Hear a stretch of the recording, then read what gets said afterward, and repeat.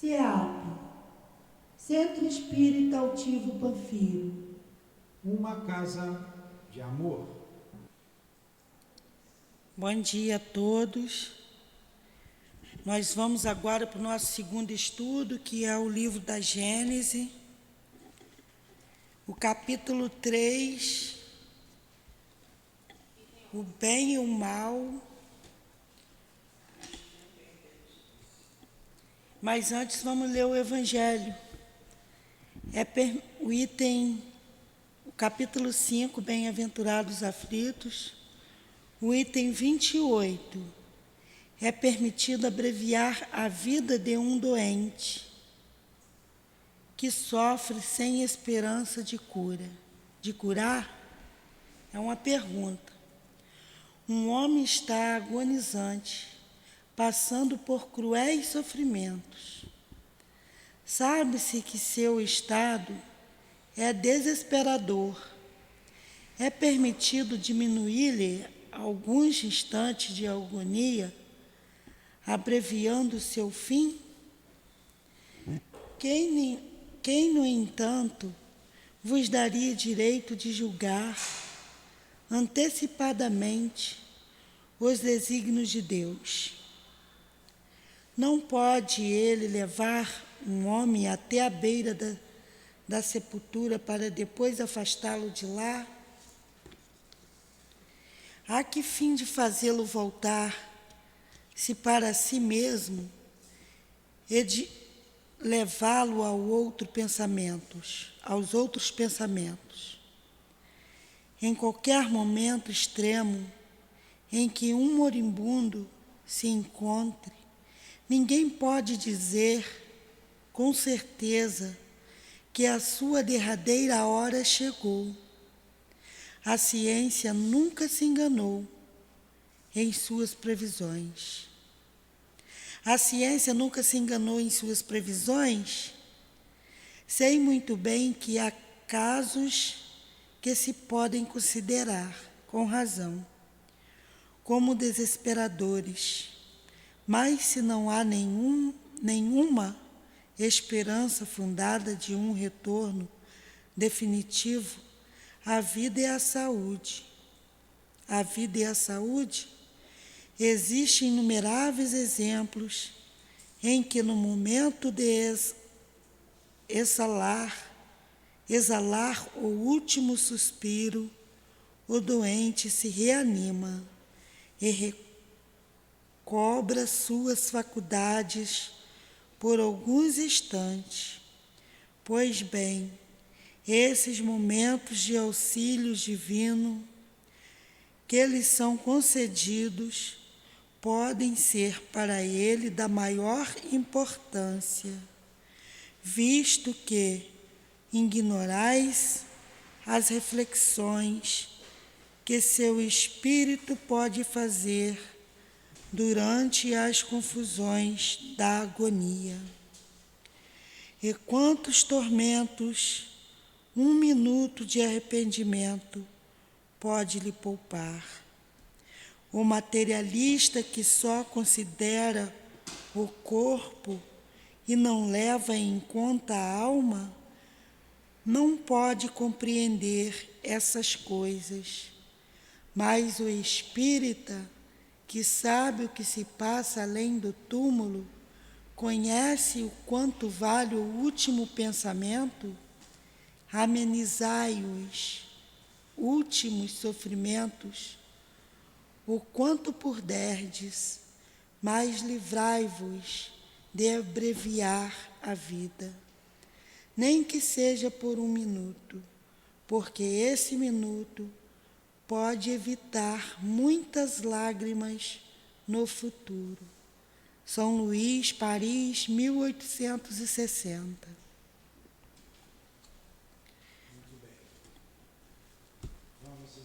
Fazer a prece. A nossa prece, rogando a Deus e a Jesus que nos abençoe e que permita que os nossos guias se façam presentes, nos conduzindo o raciocínio para a compreensão dos textos trazidos por Allan Kardec. para a nossa análise. Que ele, Allan Kardec, nos ajude de onde estiver. Nosso professor José Jorge, o patrono desse estudo, o altivo, em nome desses espíritos amigos, das nossas irmãs queridas, em nome do nosso amor, Lourdinha, iniciamos então, em nome de Deus, os estudos da manhã de hoje. Que assim seja. Então vamos lá. Nós terminamos ainda agora, o estudo sobre o Livro dos Espíritos. E um amigo me fez uma pergunta, que a resposta está agora nesse estudo da Gênese. O Guilherme, ele foi embora. Foi uma pena, ele poderia estar aqui. Nós estamos estudando então o livro A Gênese. O bem e o mal. O bem, o mal, estamos no capítulo do instinto e a inteligência. Ele acabou de me fazer essa pergunta. Espera um pouquinho. Instinto e inteligência. Vê se você vê o Guilherme por ali, Conceição. Então pode ler, Edilane.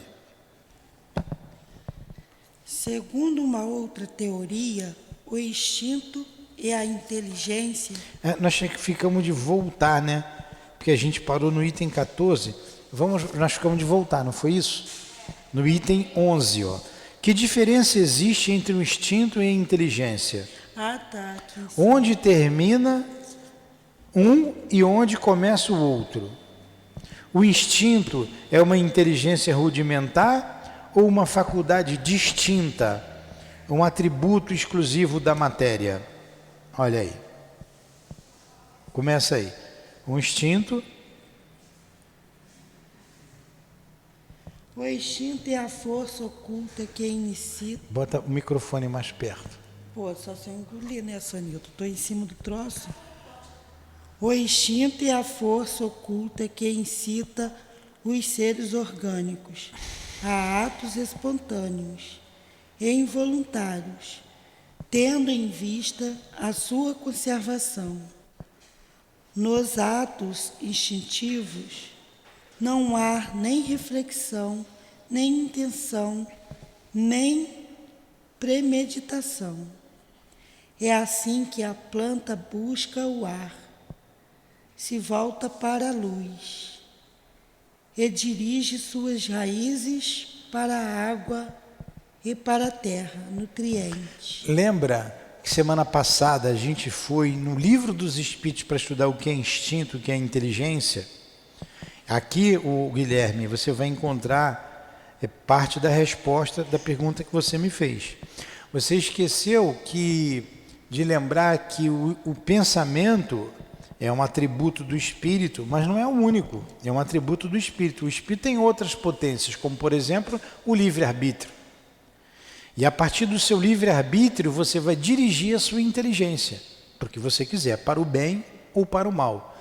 Embora o objetivo seja Deus, o bem.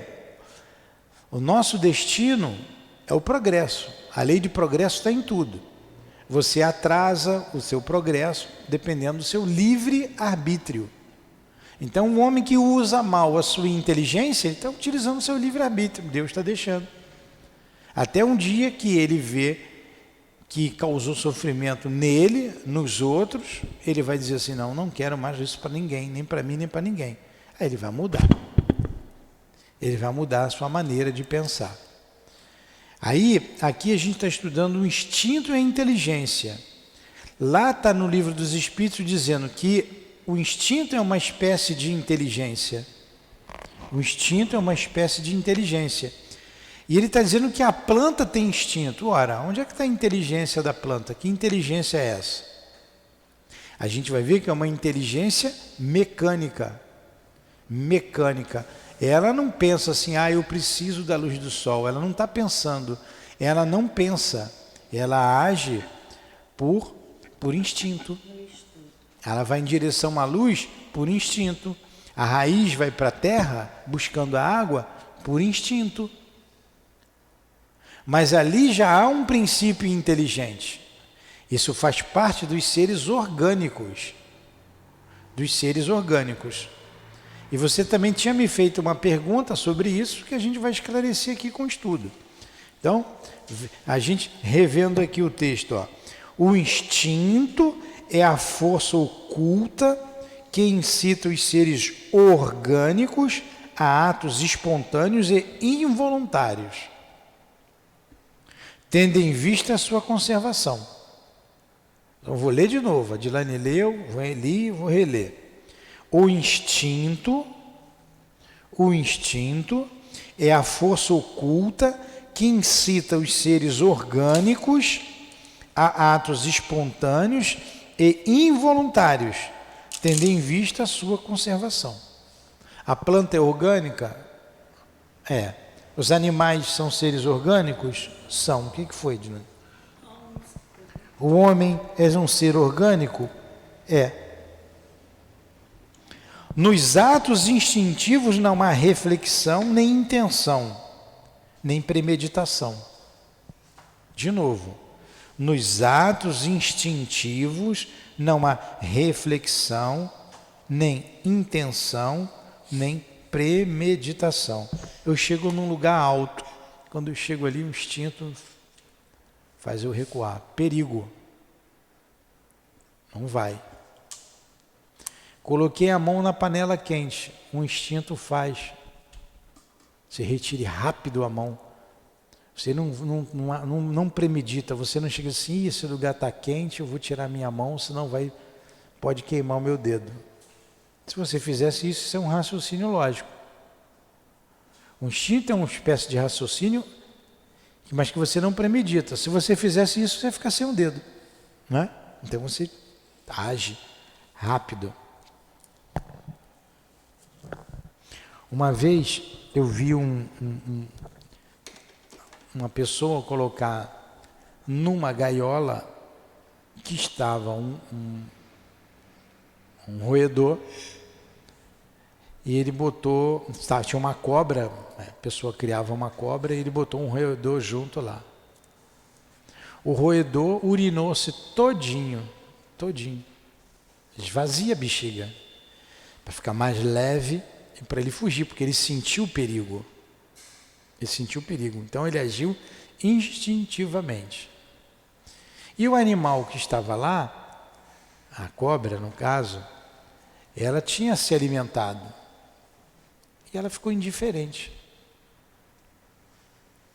Então ela só ia comer o animal quando ela tivesse fome. Ela não tinha fome, ela não atacou. Mas o animal se urinou todo. Ele sentiu o perigo. Olha o instinto aí.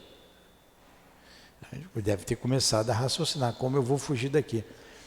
Na verdade, para a gente é uma maldade, né? Mas é da lei natural. É igual o ser humano também. Tem ser humano que diante de uma faz xixi, até defeca nas calças. Age instintivamente. É.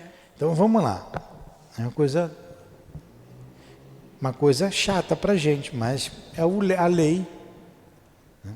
A gente nem tem que prender nem a cobra, nem botar o roedor lá, deixar eles no mundo e a gente nem vê isso, né? É assim que a planta busca o ar e se volta para a luz e dirige suas raízes para a água e para a terra nutriente. Que a flor se abre e se fecha alternadamente, conforme necessário. Que as plantas trepadeiras se enroscam em torno do apoio ou se prendem com suas gavinhas. Gavinhas são os galhos.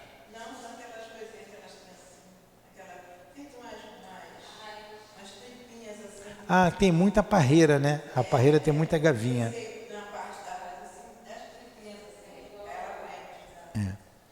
É pelo instinto que os animais são advertidos do que lhes é útil ou nocivo, olha aí, que se dirigem conforme as estações, para os climas propícios, que constroem sem receberem nenhum ensinamento, com mais ou menos arte, segundo a espécie. Leitos macios e abrigos para as suas crias, armadilhas para prender a presa de que se nutrem. É assim também que manejam habilmente as armas ofensivas e defensivas de que são providos,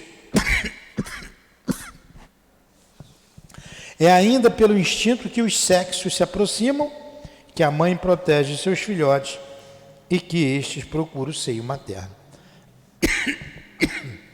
Entenderam então? Ficou bem claro? Vai, Dilane. No homem, o instinto domina exclusivamente no começo da vida.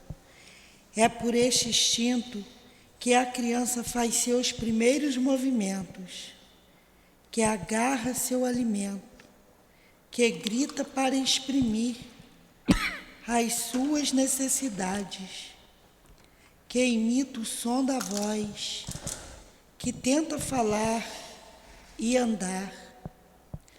No próprio adulto, certos atos são instintivos, como os movimentos espontâneos, para evitar um risco, para fugir a um perigo, para manter o equilíbrio ou ainda o piscar das pálpebras, para regular o brilho da luz, o abrir automático da boca, para respirar e etc.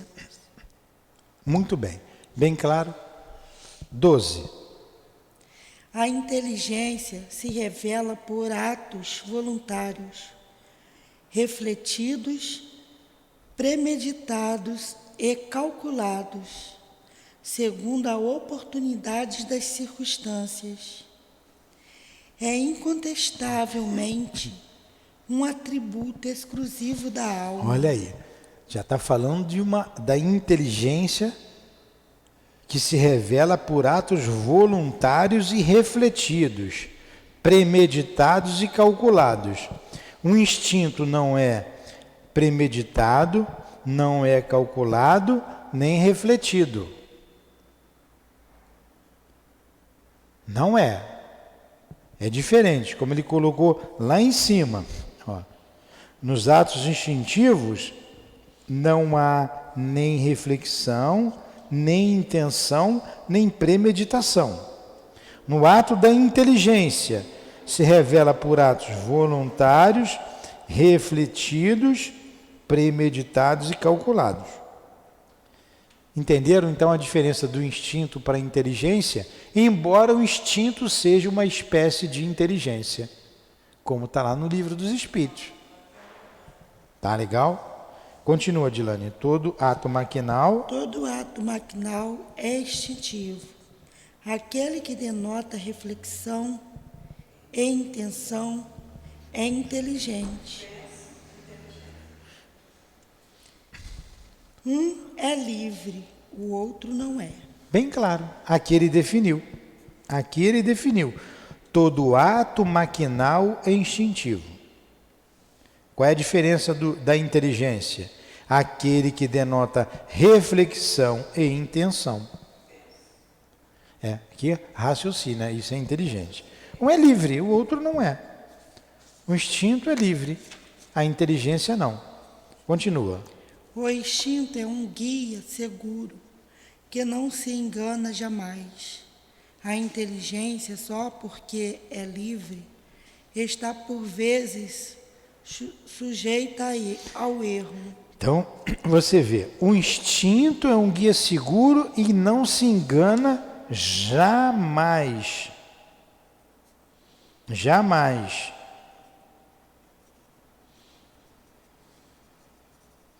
Não se engana jamais. O instinto nunca se engana. Agora, a inteligência, como é livre, você está sujeito a erro. Por que ela é livre? Porque você reflete. Porque você calcula. Como ele disse aqui anteriormente. Porque você premedita. Olha só, o suicídio. O camarada reflete, calcula, premedita e se joga do abismo. Olha aí a inteligência dele o que fez. O instinto está dizendo para ele, não faz isso, não faz isso, não faz isso. Aí, como a inteligência é livre, eu sou livre, eu sou livre. Ele vai e faz a bobagem. O instinto está dizendo, não faz, não faz, não vai. Não é assim? Entenderam então a diferença do que é inteligente e livre do que é irrefletido como instinto? É o instinto que faz a gente não se matar. Não se matar, não se entregar à morte. É um instinto de sobrevivência. Continua, Dilane.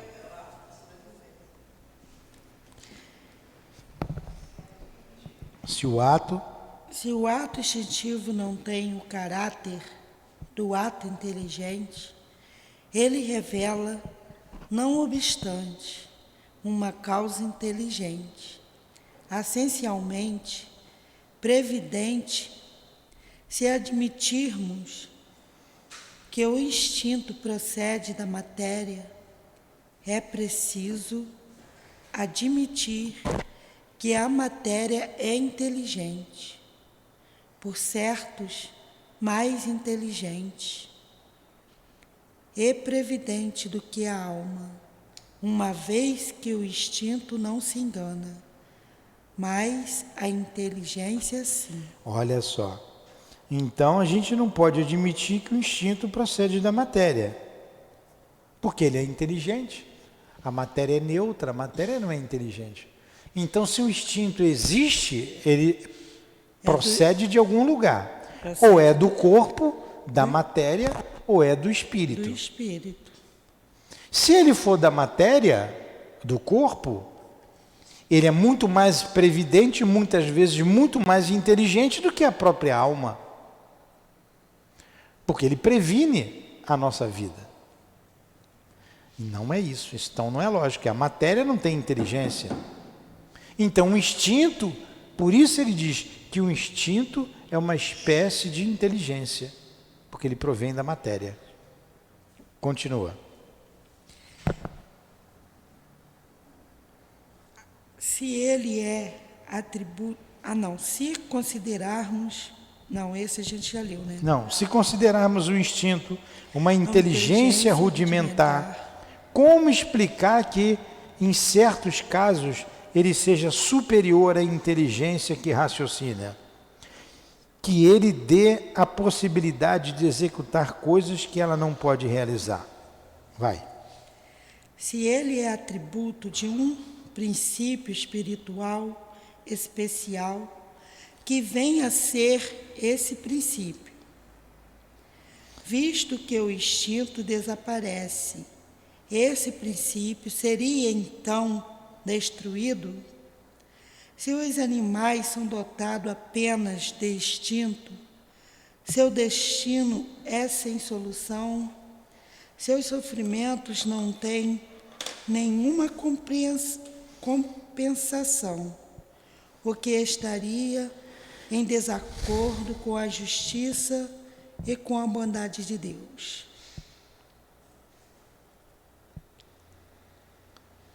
Continua. Segundo uma outra teoria, o instinto e a inteligência teriam um único e mesmo princípio, atingindo um certo grau de desenvolvimento. Esse princípio, que inicialmente tivera apenas as qualidades do instinto, sofreria uma transformação que lhe daria as da inteligência livre. Em uma palavra, ele receberia o que se convencionou chamar de centelha divina. Essa transformação não seria súbita, mas gradual, de tal maneira que durante um certo período ele estaria mesclado das duas aptidões, a primeira diminuindo à medida que a segunda aumentasse. Entendeu, Dilane? Explique-se. Então vamos ler aqui, porque está autoexplicativo. Eu vou ler novamente. Segundo uma outra teoria, então vai dar uma outra teoria para o instinto. O instinto e a inteligência teriam um único e o mesmo princípio. Atingindo, quer dizer, parte do mesmo princípio, tanto a inteligência quanto o instinto. Atingindo um certo grau de desenvolvimento, esse princípio, que inicialmente tivera apenas as qualidades do instinto, sofreria uma transformação que lhe daria as da inteligência livre. Em uma palavra, ele receberia o que se convencionou chamar de centelha divina. Essa transformação não seria súbita, mas gradual, de tal maneira que durante um certo período ele estaria mesclado das duas aptidões, a primeira diminuindo à medida que a segunda aumentasse. Então ele está dizendo aqui que uma outra opinião, que à medida que a inteligência se desenvolve, o instinto diminui. Mas isso não é verdade. O instinto sempre fez parte do homem, sempre fará parte dos seres orgânicos, sempre, de todos os seres orgânicos. Aí ele diz na 14, enfim, uma última hipótese que, em suma, se alia perfeitamente à ideia da unidade de princípio, ressalta do caráter essencialmente previdente do instinto e está de acordo com o que o Espiritismo nos ensina no tocante às relações do mundo espiritual com o mundo corpóreo. Sabe-se agora que os espíritos desencarnados têm por missão velar pelos encarnados, dos quais são os protetores e os guias, que eles os envolvem com seus eflúvios fluídicos e que o homem muitas vezes age de uma maneira inconsciente sobre a ação desses eflúvios. Sabe-se, além disso, que o instinto que por si mesmo produz atos inconscientes predomina nas crianças e, em geral, nos seres em que a razão é fraca. Ora, de acordo com esta hipótese, o instinto não seria um atributo nem da alma nem da matéria, não pertenceria como propriedade particular ao ser vivo, mas seria um efeito da ação direta dos protetores invisíveis que supririam a imperfeição da inteligência, provocando eles mesmos os atos inconscientes necessários à conservação do ser. Seria como a andadeira com a ajuda da qual se sustenta a criança, que ainda não sabe andar. Então, do mesmo modo que se suprime gradualmente o uso da andadeira, à medida que a criança se equilibra sozinha, os espíritos protetores deixam os seus protegidos entregues a si mesmos, à medida que eles podem se guiar pela própria inteligência. Assim, o instinto, longe de ser o produto de uma inteligência rudimentar e incompleta, seria a ação de uma inteligência estranha na plenitude de sua força, suprindo a insuficiência, quer de uma inteligência mais jovem, compelindo-a a fazer inconscientemente para o seu bem o que ainda é incapaz de fazer por si mesma, quer de uma inteligência madura, porque momentaneamente tolhida do uso das suas faculdades, assim como acontece com os homens, com o homem na infância e nos casos de idiotia e de suas afecções mentais. Diz-se proverbialmente que há um Deus para as crianças, os loucos e os ébrios. Esse ditado é mais verdadeiro do que se supõe. Esse Deus não é outro senão o Espírito protetor que vela pelo ser incapaz de se proteger com o uso da sua própria razão. Olha, isso aqui é uma outra visão, mas o instinto é uma inteligência que é do espírito, embora tenha a proteção dos guias. Eles podem até, eles nos protegem, mas não são eles que nos dão o instinto. Vamos continuar com o raciocínio. Pode-se ir mais longe nesta ordem de ideias. Por mais racional que seja, essa teoria não resolve todas as dificuldades da questão. Olha aí. Para averiguar as causas é preciso estudar os efeitos, e da natureza dos efeitos pode-se deduzir a natureza da causa. Se observarmos os efeitos do instinto, notaremos em primeiro lugar uma unidade de vista e de conjunto, uma precisão nos resultados, que não existem mais desde que o instinto é substituído pela inteligência livre. Por outro lado, reconheceremos uma profunda sabedoria na adequação tão perfeita e tão constante das faculdades instintivas às necessidades de cada espécie. Essa uniformidade não poderia existir sem a unidade de pensamentos e, por conseguinte, com a multiplicidade das causas ativas. Ora, em consequência do progresso que as inteligências individuais realizam incessantemente, há entre elas uma diversidade de aptidões e de vontades incompatíveis com esse conjunto, tão perfeitamente harmonioso, que se produz desde a origem dos tempos e em todas as regiões com uma regularidade e uma precisão matemáticas, sem jamais apresentar defeito. Essa uniformidade no resultado das faculdades instintivas é um fato característico que implica forçosamente a unidade da causa. Se essa causa fosse inerente a cada individualidade, haveria tantas variedades de instintos quanto fossem os indivíduos, desde a planta até o homem. Um efeito geral, uniforme e constante, deve ter uma causa geral, uniforme e constante. Um efeito que revele sabedoria e previdência deve ter uma causa sábia e previdente. Ora, uma causa sábia e previdente, sendo necessariamente inteligente, não pode ser exclusivamente material. Eu vou explicar tudo isso aqui, tá? Porque eu sei que está complicado. Vamos lá. Não se encontrando nas criaturas encarnadas ou desencarnadas as qualidades necessárias para produzir tal resultado, é preciso ir mais alto, isto é, ao próprio Criador. Se nos reportarmos à explicação que foi dada sobre a maneira pela qual se pode conceber a ação providencial, capítulo 2, item 25, se imaginarmos todos os seres penetrados de fluido divino, soberanamente inteligente, compreenderemos a sabedoria previdente e a uniformidade que presidem todos os movimentos instintivos para o bem de cada indivíduo. Essa solicitude é tanto mais ativa quanto menos recursos o indivíduo possui em si mesmo e na sua inteligência, eis porque ela se mostra maior e mais absoluta nos animais e nos seres inferiores que no homem. De acordo com essa teoria, compreende-se que o instinto seja um guia sempre seguro. O instinto materno, o mais nobre de todos, que o materialismo rebaixa ao nível das forças atrativas da matéria, existe realçado e enobrecido. Em razão das suas consequências, ele não poderia ser entregue às eventualidades caprichosas da inteligência e do livre-arbítrio. Por intermédio da mãe, o próprio Deus vela pelas suas criaturas que nascem. Então, olha só, o que eu li aqui? Eu li aqui uma teoria, algumas teorias, viu, Adilane? Que um instinto, então, seria dado pelos guias, pelos protetores da criatura, e se fosse assim, cada um teríamos várias espécies de instinto, como seriam as várias individualidades. Isso é uma teoria, não é essa a teoria verdadeira.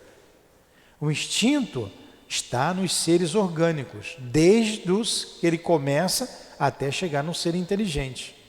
Todos temos instintos. A intuição não é instinto. A intuição é uma terceira inteligência te ajudando. Aí a proteção. Tem a proteção? Tem, mas o instinto não está aí. Ele está dizendo as razões, a natureza do instinto. Quer ver uma coisa? Olha só. Eu tenho que continuar lendo ali o 16, o 17 e o 18. Eu li, Adilane, porque eu tive que ler mais rápido para entender isso aqui. Quando você chega aqui no Livro dos Espíritos... Não, só lendo rápido a gente não entende nada.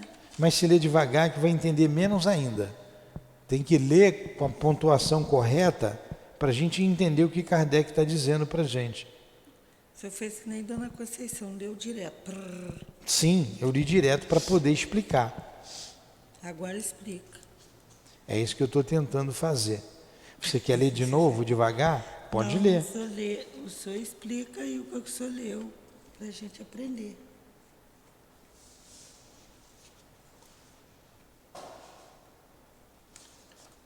Pode ler de novo.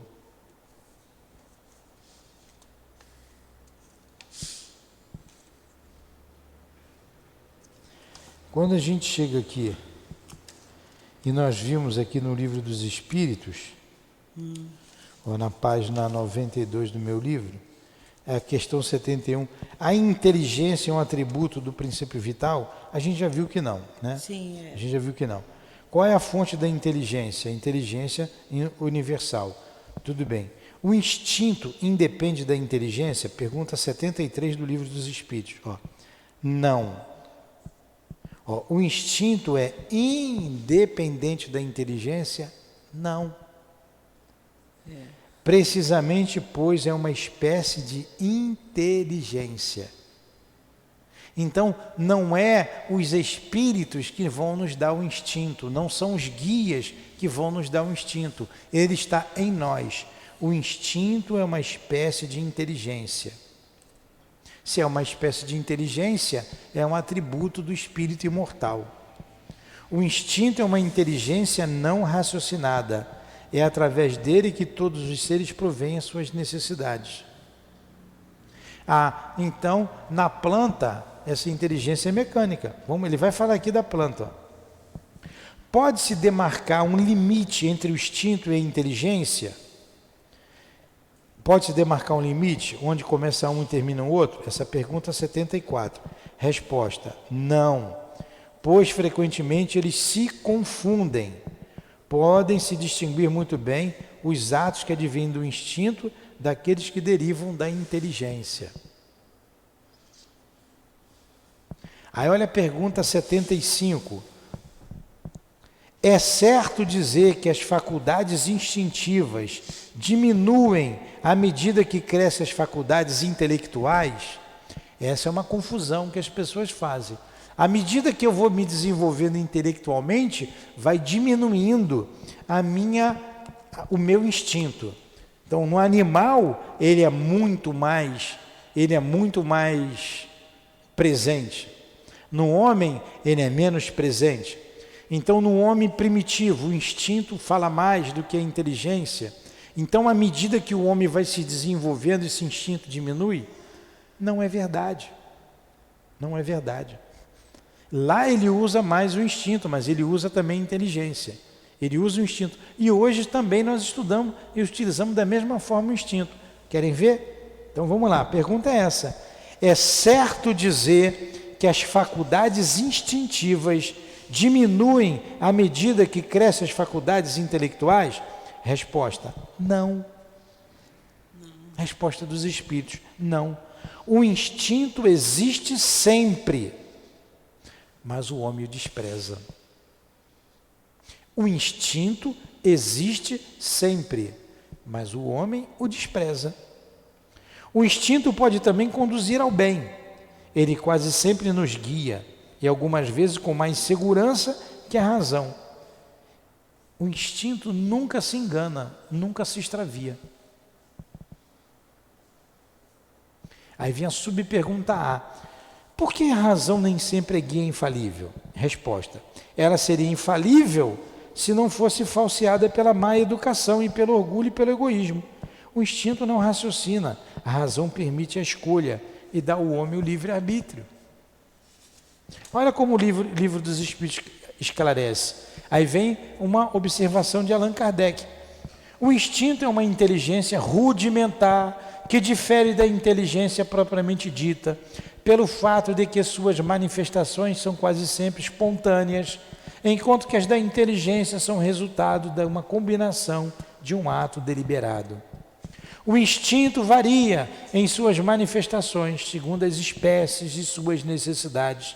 Nos seres que têm a consciência e a percepção das coisas exteriores, ele se alia à inteligência, isto é, à vontade e à liberdade. Está explicadinho. Está bem explicadinho agora. Então os espíritos, sim, eles nos estimulam ali. Aí você falou através da intuição. Mas o instinto não está na intuição. Mas eles nos ajudam a pensar. E quanto mais inteligente você é, mais o instinto se confunde. Tanto que o homem mais inteligente do mundo, ele vai chegar sempre na beira do abismo e vai recuar. Porque a voz vai dizer, não vá, perigo. O homem mais inteligente do mundo, Einstein, seja lá quem for, vai colocar a mão no fogo, vai tirar rapidamente. Ele não vai pensar, ele vai agir por instinto. Bem claro isso? Vamos ler então devagar tudo que eu li rápido aqui, para a gente entender agora. Que a Adilane reclamou que eu li muito rápido. 14. Foi o qual? Foi o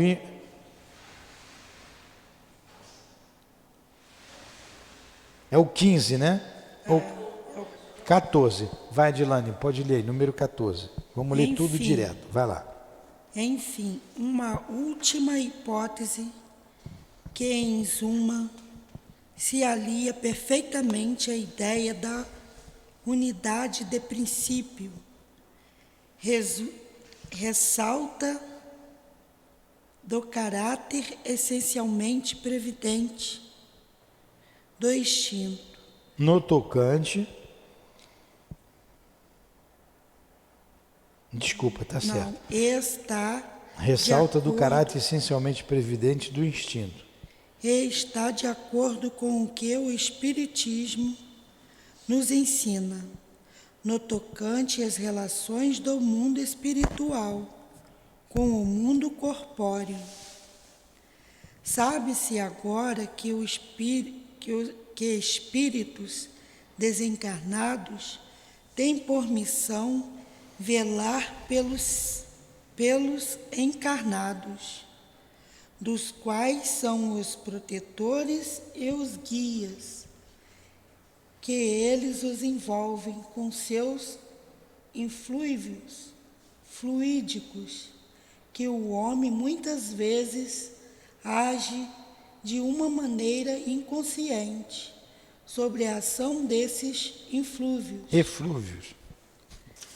Sabe-se, além disso, que o instinto, que por si mesmo produz atos inconscientes, predomina nas crianças e, em geral, nos seres em que a razão é fraca.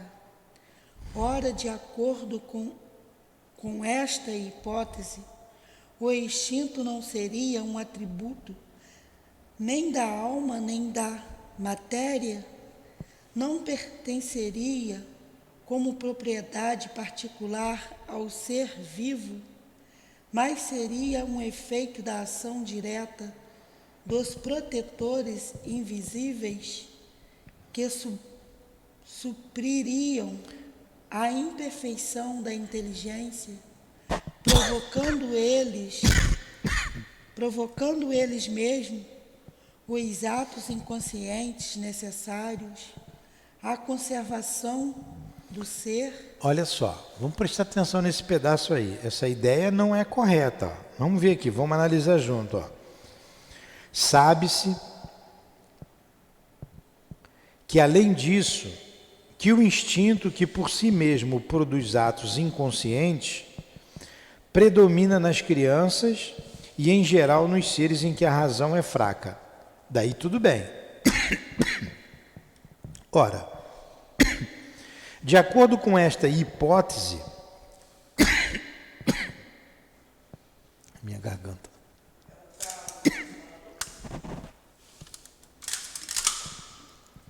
Ora, de acordo com esta hipótese, o instinto não seria um atributo nem da alma, nem da matéria.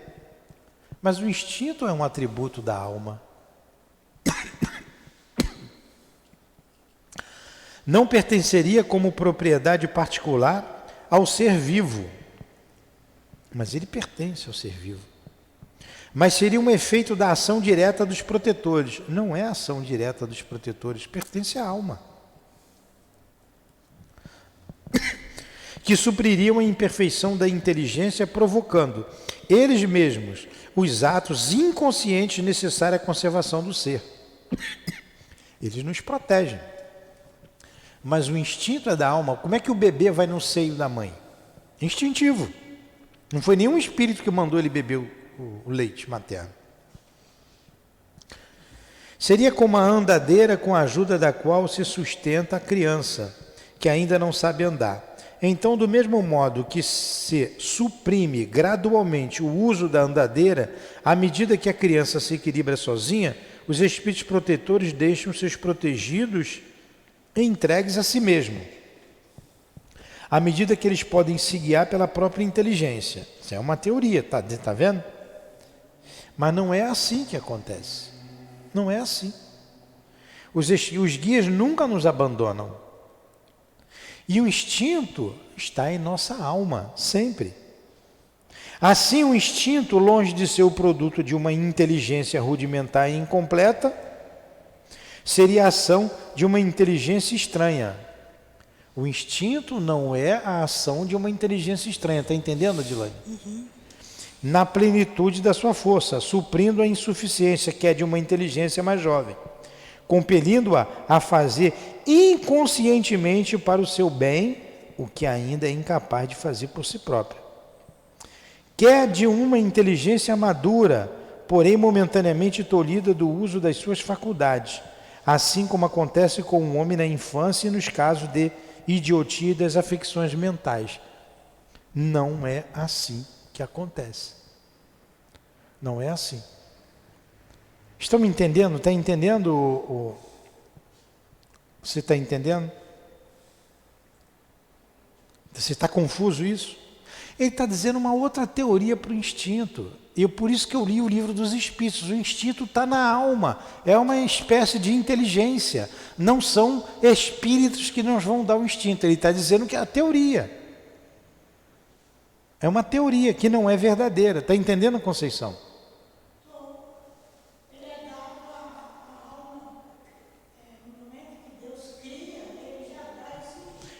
Quando... Exatamente.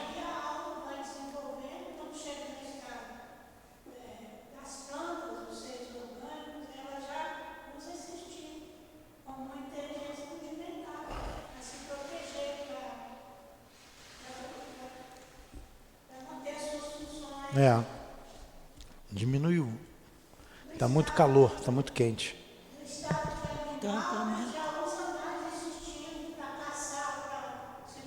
Mas no homem usa também.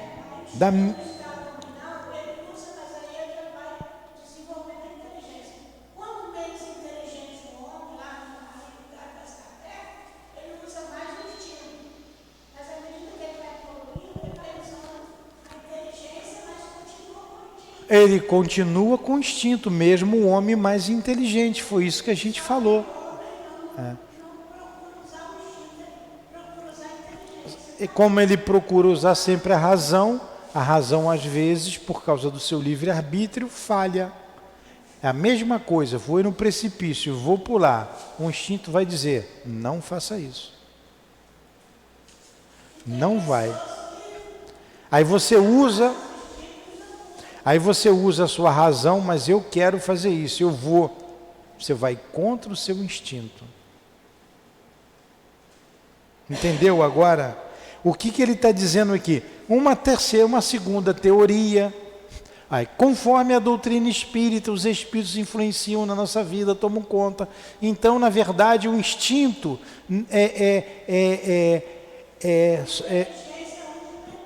ele está dizendo que o instinto, na verdade, são os espíritos que estão nos sustentando. E à medida que a gente cresce, ele nos deixa livre. E não é assim. Ele está dizendo aqui uma teoria que não é verdadeira. Tem que saber ler. Interpretação. Então vamos lá. Eu sei que não é que não é simples assim de entender. Diz-se proverbialmente que há um Deus para as crianças, os loucos, ditado verdadeiro. Tudo bem, todo mundo é assistido. Número 15. Acho bom deixar para a próxima. Vamos para o número 15. Pode ser mais longe nesta ordem de ideias, por mais racional que seja essa teoria. Olha aí, isso é uma teoria, está entendendo, Luciana? É uma teoria. Que teoria é essa? Que os espíritos suprem as nossas necessidades, que o instinto é colocado pelos espíritos. Mas isso é uma teoria que não é verdadeira. Indo mais longe ainda nessa teoria, mais longe ainda, vamos estudar os efeitos e as causas. Vamos pegar só esse 15 para a gente parar aqui. Se observarmos os efeitos do instinto, por mais racional que seja, notaremos, se observarmos, vira a página. Se observarmos os efeitos do instinto, observaremos em primeiro lugar uma unidade de vista e de conjunto. Todo mundo que bota o dedo no fogo tira rápido. Todo mundo que vai num abismo vai dizer o instinto, não vai. Então há uma unidade de conjunto, uma precisão nos resultados, que não existem mais desde que o instinto é substituído pela inteligência livre. Quando o instinto é substituído por uma inteligência livre, quer dizer, os espíritos que nos dão esse instinto, ele deixou de ter uma unidade. Mas, na verdade, o instinto, observando-se, ele tem uma unidade.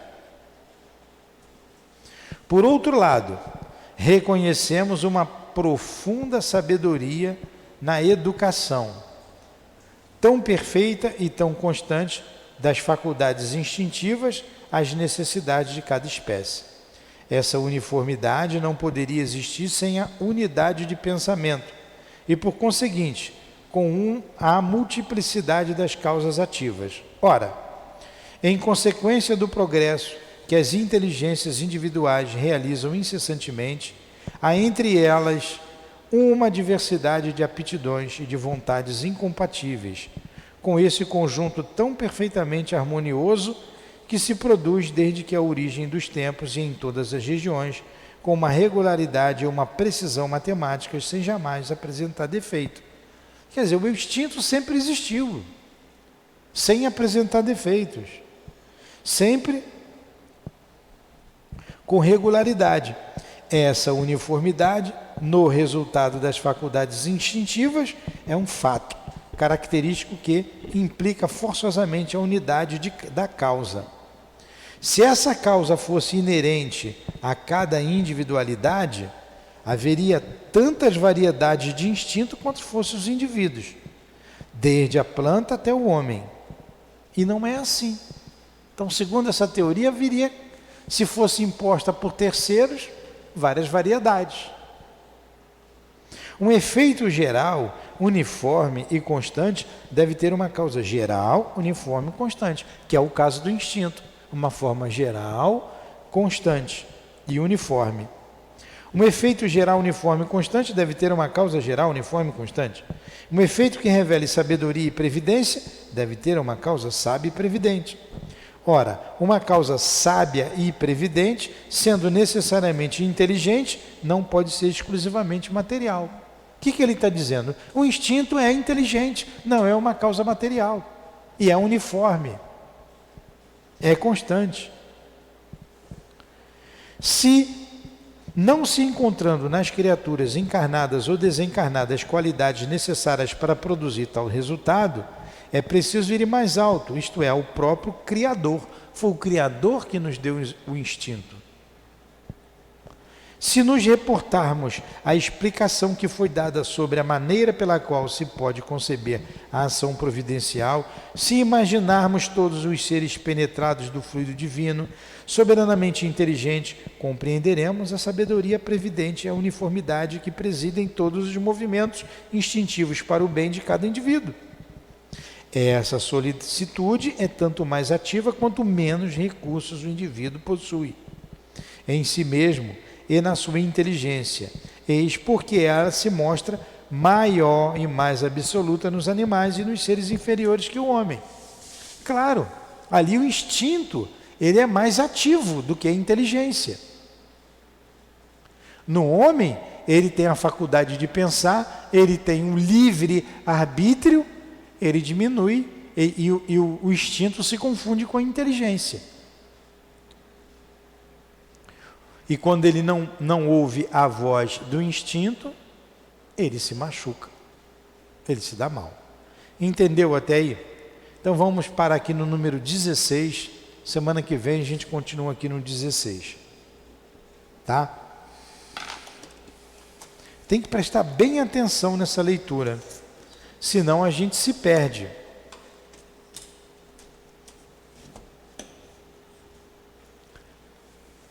Vamos parar? Vamos fazer a nossa prece? Pode desligar que esfriou.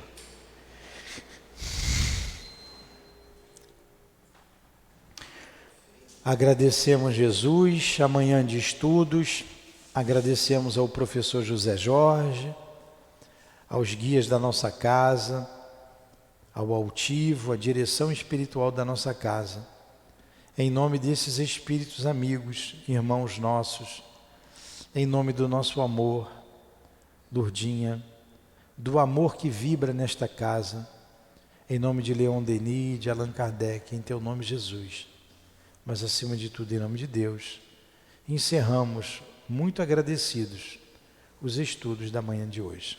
Que assim seja.